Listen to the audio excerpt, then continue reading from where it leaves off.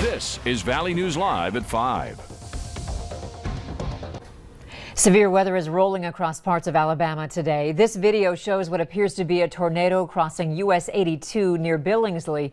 Meteorologists say they were expecting a significant tornado outbreak, forecasting long track, intense tornadoes across parts of Louisiana and Arkansas, then spreading eastward and peaking this evening across Mississippi and Alabama. The storms will be capable of producing hurricane-force winds and baseball-sized hail. Here at home, nothing like that. We're just waiting on a warm-up. Hutch is here now with your evening forecast. Hey, Hutch. Good evening, Andrea. Hey, a look at the cloud cover in the Grand Forks areas. We're still battling a few clouds, but at least the flurries are gone that we've been contending with the last several days. Here is a snapshot of what's going on in the Deep South. High risk for severe weather has been issued by the Storm Prediction Center for portions of the Gulf Coast, and high risks are sometimes not issued in an entire season. So the setup is intense. And in fact, where you see Birmingham on the map now in Alabama, we have an observed tornado on the ground just north of town, moving off to the north and east in the general direction of Warrior. And considerable tornado was just on the ground heading towards Sweetwater as tornado warnings continue in these areas. Numerous tornado and thunderstorm warnings along with flash flooding all the way back into Louisiana and portions of Arkansas as well. While it is snowing in western Oklahoma. For us, decreasing clouds, and that is a good sign. So temperatures slipping into the 30s this evening with clear skies prevailing into the overnight hours, Andrea, and that means good things for our temperatures as we head toward late week. Your forecast here in just a few moments. All right, thanks, Hutch. A teacher from Marshall County, Minnesota has resigned after more than 10 former students came forward with allegations of sexual harassment, grooming, and cyber stalking. You can hear the victims' hair-raising statements and the district's response tonight on Valley News Live at 6. A judge has dismissed 2 jurors who had been seated for the trial of a former Minneapolis police officer accused in George Floyd's death.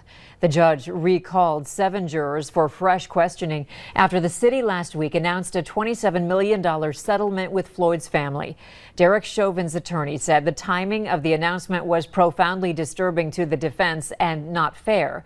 He also has requested a delay in the trial, which Cahill, the judge, is considering. The judge has set opening statements for March 29th at the earliest, but dismissing some of the jurors already seated could change that timeline. Grand Forks Mayor Brandon Bochenski will present his State of the City address tonight.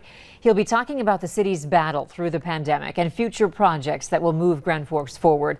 It starts at 6 o'clock and you can watch it on GFTV2. And we will also be streaming it at valleynewslive.com and on our Valley News Live Facebook page. In tonight's Legislative Watch, a Minnesota lawmaker is pitching the idea of smart cameras on school buses to help keep kids safe. He says too many drivers blow past buses and it's hard to track down those drivers. Right now, if you're caught in the act, there's a $500 fine, but that doesn't happen a lot. A camera system would help find the drivers based on license plates and time of day. The bill would also send part of the fine to the school district where the violation took place to help pay for smart camera service subscriptions. Minnesota Senate Republicans say they have a plan for a 2-year budget that doesn't include tax increases. They say it's designed to help balance the state's budget after Governor Tim Walz announced a proposal that does include tax hikes on the wealthiest Minnesotans and large companies. The proposal comes out to around $51.9 billion and features $591 million in tax relief on Paycheck Protection Program loans and tax elimination for unemployment benefits. Other measures include a 5% cut to government administrative costs and $100 million for unemployment due to the pandemic. In tonight's vaccine coverage, we're learning more about West Fargo Public Schools' vaccine plans, along with its decisions to hold spring events. On April 1st, around 800 staff members will be eligible to get their second dose of the vaccine. All students will report to school on that day. However, there will be no school on April 2nd and 5th due to Easter. The school district also announced that it plans to bring back programs, activities, and events that were put on hold earlier this year. Those plans will be announced over the next 2 weeks. As more people get vaccinated, the Biden administration is pointing to another tool to help all schools reopen faster. Reporter Chris Pallone also explains what the CDC has in mind to slow the spread of COVID-19 to help the nation emerge from the pandemic. The Biden administration continues its push to reopen schools safely in the midst of the pandemic, directing $10 billion from the American Rescue Plan to increase COVID-19 screening testing in schools nationwide. With this funding for testing, every state in America will have access to millions of dollars to set up screening testing programs to add a layer of protection for schools, teachers, and students. With clinical trials now underway to administer existing vaccines to children, the government's experts believe elementary school children could start getting shots early next year, even sooner for older kids. For high school students, it looks like they will be available to get vaccinated in the beginning of the fall. With lower levels of vaccinations among the poor and minority groups, the federal government is spending more than $2 billion to increase testing and get shots distributed in those hard-hit communities. The CDC says 72 million people have gotten at least one vaccine dose. 39 million people are fully vaccinated, about 12% of the country. But with new daily infections remaining higher than they were last summer, the nation's experts fear things could get worse before they get better. My concern is that we prematurely pull back and don't give the vaccines time to continue to protect the country. The CDC is considering updating its guidance on safely reopening schools following a new report which showed with strict mask wearing, 3 feet of space between students might be sufficient in classrooms instead of 6 feet. Chris Pallone, NBC News.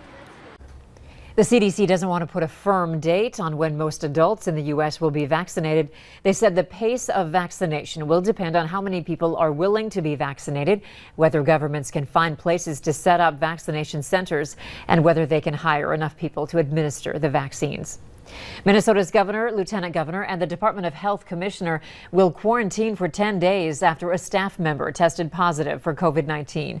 Governor Walz hasn't been vaccinated yet. Lieutenant Governor Flanagan has had one of the 2 Moderna doses, and Commissioner Jan Malcolm received the Johnson & Johnson vaccine, but is still within the 14-day waiting period. Long-term care residents in Minnesota will have some leeway with visitations and outings. They should be able to have private visits and can choose to have close contact with their visitor if they're fully vaccinated.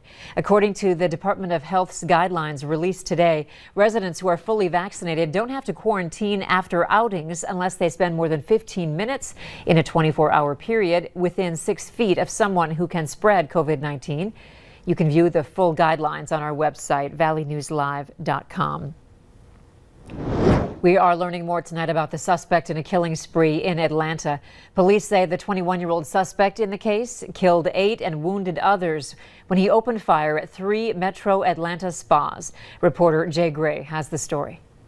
The first shots were fired here, just north of the city, followed by 2 more attacks. We just heard numerous gunshots coming from across the street. When the shooting stopped, They shot up a spa up there. They've shot up 2 spas here.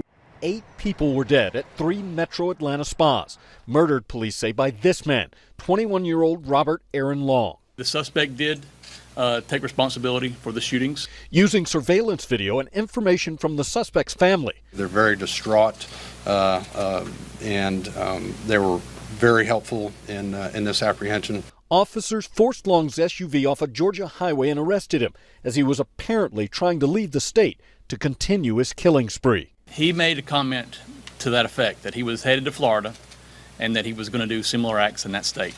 Long has also apparently talked about a possible motive. He does claim that it was not racially motivated. He apparently has an issue, what he considers a sex addiction, and sees these locations as something that allows him to go to these places, and it's a temptation for him that he wanted to eliminate. Police stress it's still very early in their multi-agency investigation. Long is scheduled to appear in court for the first time tomorrow.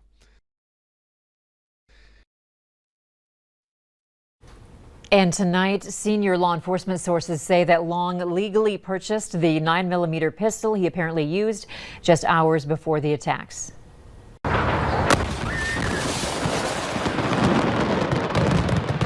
2 people are dead after yesterday's fireworks explosion in Southern California.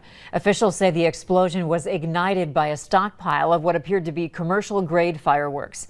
Fire officials say it's still unclear what sparked the explosion, but an investigation will begin as soon as the area is deemed safe. And how about this fun twist on St. Patrick's Day, where you can skate for free on green ice? Is next. Quiet weather and warmer weather in the forecast. I'll have hour-by-hour details, and we'll talk about our next chance for some unsettled weather coming up right after this.